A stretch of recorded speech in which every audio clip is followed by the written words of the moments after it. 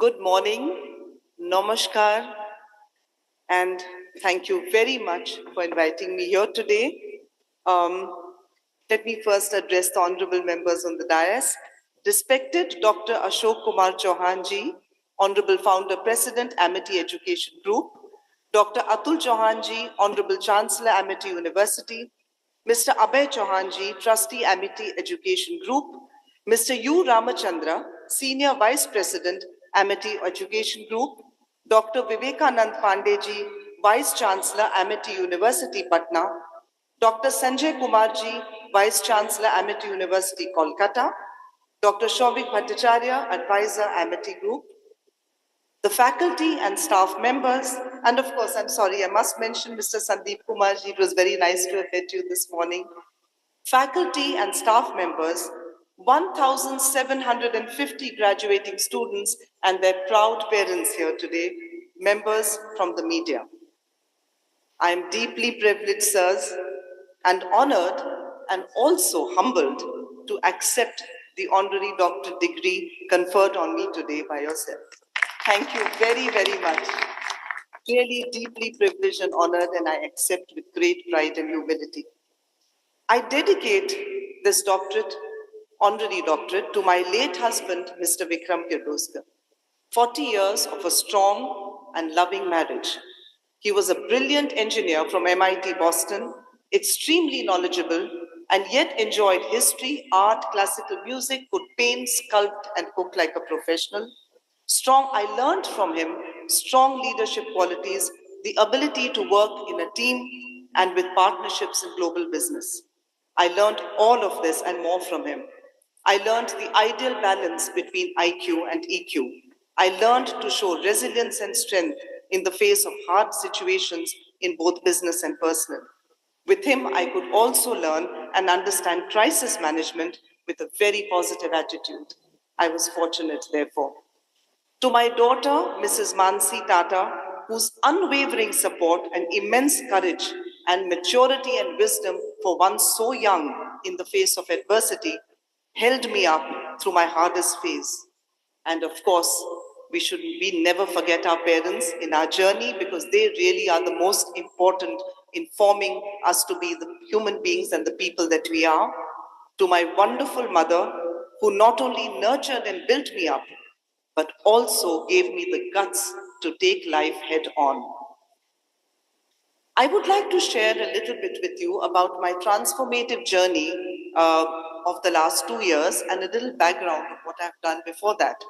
My career, as has already been introduced, spans over 20 years in advertising and brand building as president and CEO of a joint venture between Kirloskar and the Interpublic Group USA, the world's largest advertising network, and Lintas in India. To carry forward my communication skills and creative instincts, I hosted a 38-episode reality show on Times Now 15 years back called Lives Like That, and also acted in 2 films. Thereafter, in 2010, I moved to the family business to work with my late husband, Mr. Vikram Kirloskar, and I set up 2 joint ventures with him: Sakra World Hospital, the 300-bed super specialty hospital in Bangalore, with Toyota Susho and Secom Hospitals, Japan, and made a surreptitious entry into the financial services business, setting up a joint venture with Toyota Susho Corporation, Japan, Toyota Susho Insurance Broker India Private Limited. I also worked with Vikram on building up partnerships with the Japanese partners, set up a non-profit institution, the India-Japan Initiative, to institutionalize and share our learnings on understanding the Japanese work culture, promoting a people-to-people connect to catalyze business and exchange between India and Japan. I learned much about the Japanese way, both from Vikram and from my experiences in working with the Japanese business. I learned to understand and respect their unique work culture, which is based on strong ethics, a focus on precision, on processes, on teamwork, and a deep commitment to quality. This journey was fulfilling and educative. In fact, as the Honorable Chancellor said, I was married from a nuclear family into a very large business family, the Kirloskar family, over 42 years ago.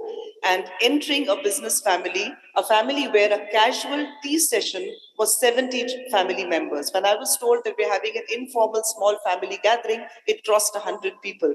I think I learned my first lesson in diversity management and team building, in tolerance and patience in those very early years of being married into a large, rewarding, and loving joint family.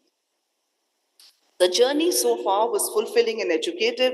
Life had settled into a happy routine with the usual ups and downs, challenges, victories, laughter, and tears. It was life as usual until one day on November 29th morning, 2022, destiny gave me and my daughter Manasi the hardest shock ever. I got up one morning to find my husband suffered from an instant cardiac arrest. I lost him in less than 3 minutes. Just like that, there was no warning, there was no illness, there were no sounds, and hence no preparedness. My life shattered into a million pieces. Loss brings grief and takes you to the depths of sadness, anger, self pity, remorse, negative emotions, and helplessness. But Mansi and I had to cope because we had a massive responsibility and accountability to the larger family, which is our business and our partnerships, so much for them dependent on us how we would cope. And then we had to cope and we had to be strong. So the first thing I did was to let go of my anchors. I transformed my grief into resolve. I found and committed myself to a purpose. That's very important. When you're faced with such loss and such adversity, you tend to rely on anchors. So I decided that we should let go of the anchors and instead replaced it with finding a purpose. And what the purpose for Mansi and me was to carry forward Vikram's legacy, his vast business and partnerships that we had built up together with the Japanese across large businesses, network of relationships, and positions on various boards and councils worldwide, work with the government and many other bodies and stakeholders, all of which we had to handle in all its scale and diversity in less than 24 hours. Sometimes adversity does not allow you to introspect. You just have to get up there and act. I also wrote an article to share my grief and to share the way we wanted to handle it. I wrote an article called Celebrating Loss for the edit page of the Times of India in less than 3 days of demise. And that article went viral on the net because what I shared was the positive aspect of dealing with grief. And I said, I will not remember Vikram with mourning. I will not cry. I will not be weak. Mansi joined me in this endeavor, a young girl of 32 at that time. And together, we decided that we will actually celebrate him by carrying forward his legacy. Because when you carry forward something with power of something that you've lost, remember, that's the best tribute you can give to the person who has left you. And that's the strongest way you can handle diversity. And that is the way you can become the best version of yourself. So these last 2 years were the hardest of my 60 years, but it was my journey, and I am happy to have been able to go through it with God's blessings, with my family, my friends, and the community at large, especially my joint venture partners with Japan. So today, I'm happy to be here with you graduating students. It's always wonderful to engage with our dynamic youth. I can feel the energy. India's demographic dividend, as the Honorable Chancellor has just said, is its youth population. So it's very important for you to drive your growth and drive India's development. My greetings to all the wonderful students and my heartfelt respect and namaskar to the parents who are here today. Because it is a wonderful moment, isn't it? I'm a parent, I'm also a grandparent. I'm waiting for my grandchildren's graduation. I hope to live that long. But I know how proud and wonderful it is when we see our children complete the education phase and move out into the world to conquer it. You are potentially India's greatest generation. In the US, the young generation at the end of World War II was known as the greatest generation because they seized the opportunity of the times and made the US the economic, military, and cultural power it is today. India is now at the cusp of defining what I call an Indian century. There are great opportunities and great challenges.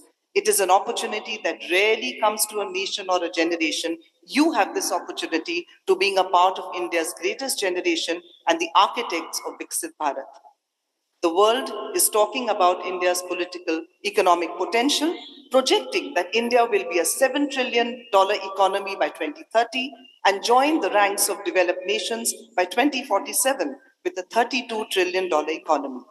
The cornerstone of these projections are based on India's 400 million young people like you over the coming 2 decades and the 350 million who will take over the mantle from them over the subsequent decades.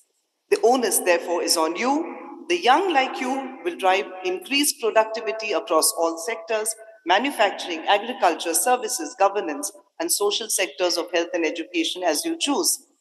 India's young have today become the startup generation as well.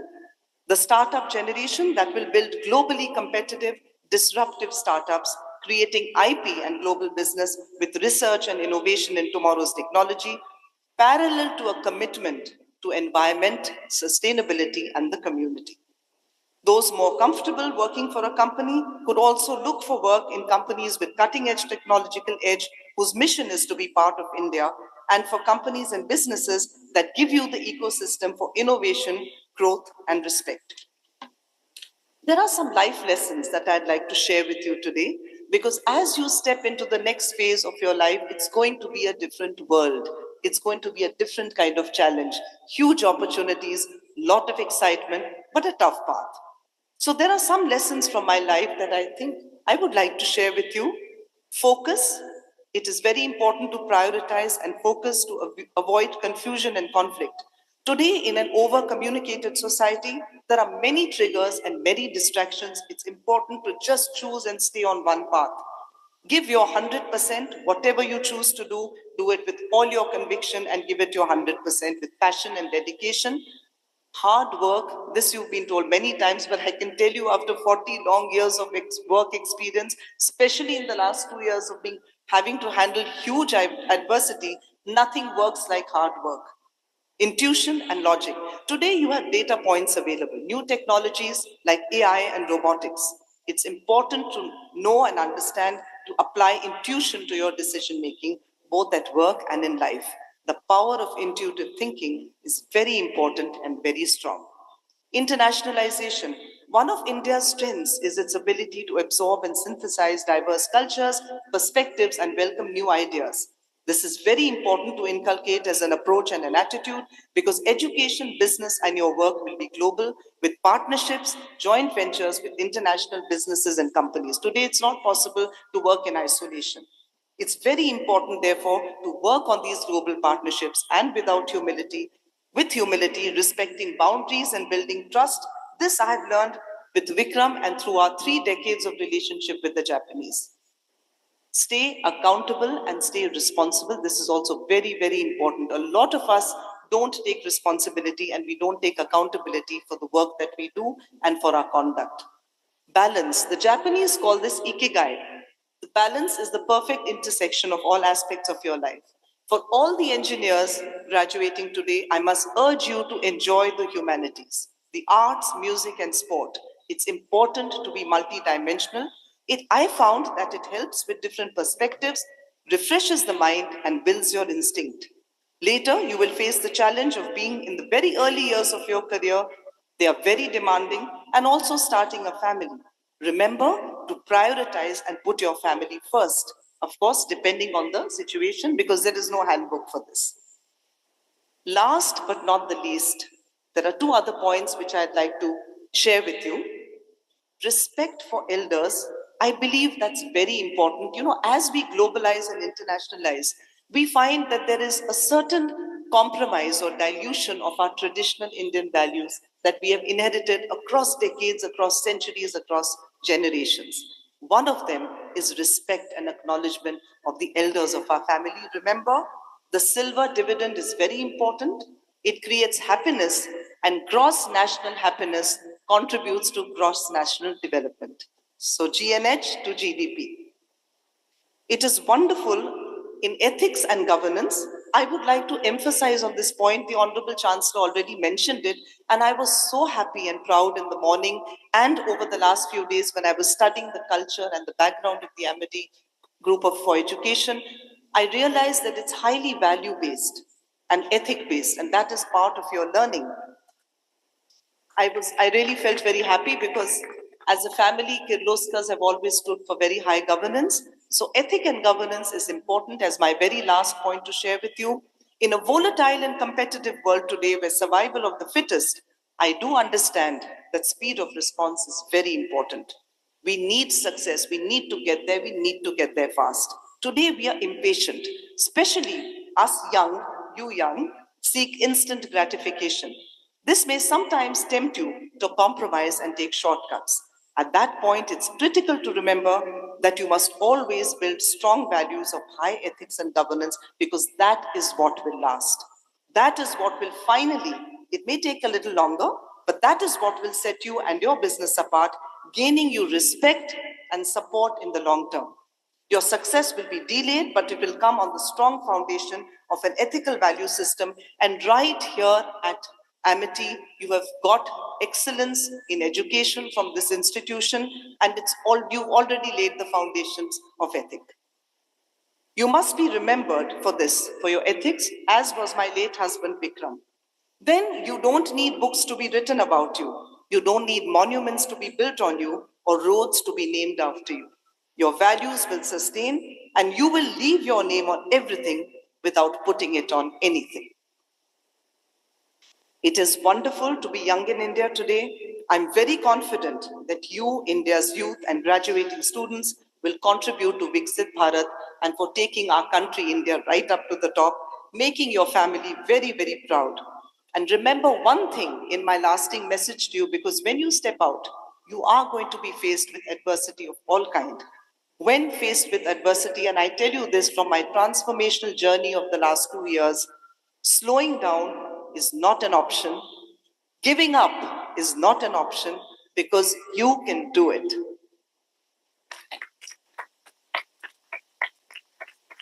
Thank you very much. Dhanyavad.